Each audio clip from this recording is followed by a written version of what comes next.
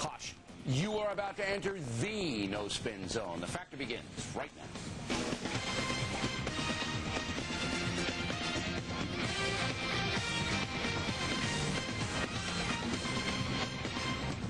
Hi, I'm Bill O'Reilly. Thank you for watching us tonight. Rooting against the USA. That's the subject of this evening's Talking Points memo.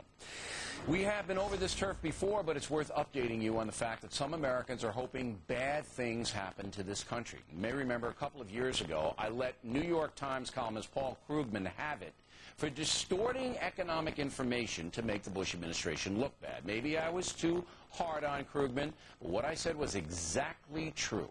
He consistently paints a negative picture of the economy for partisan reasons. Krugman is about as left-wing as they come. Now, today, Krugman described the latest stock market swoon as a, quote, great market meltdown and the financial wreckage of a global recession, unquote. Wow. 1929, here we come.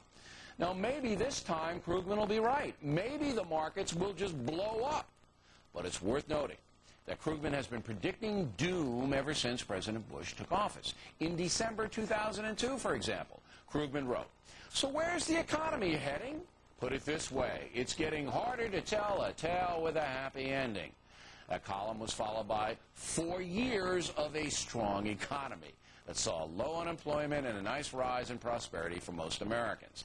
And that's according to the stats. So my conclusion is that Paul Krugman wants the economy to tank because he wants a liberal in the White House who will champion big government entitlements. To Krugman, the pain of an economic disaster is worth the ideological gain. Likewise with the Houston Chronicle newspaper, its editorial on Iraq this week is entitled, "Few Signs of Success."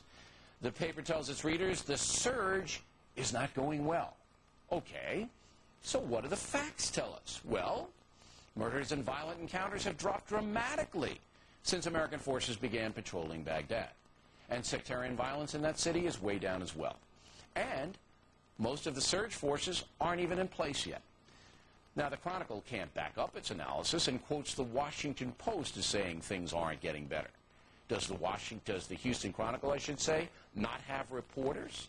Why would they quote another newspapers? Come on, do your own work. Now, I could be wrong, but I don't believe the Houston Chronicle would ever acknowledge improvement in Iraq no matter what happens, because that would strengthen the Republican Party.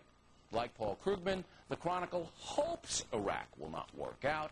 Again, I could be wrong. I can't read minds, but the paper's flimsy editorial backup pretty much makes my point. It is important for all Americans to understand that ideologues on both sides, right and left, will never be able to handle, much less report, the truth.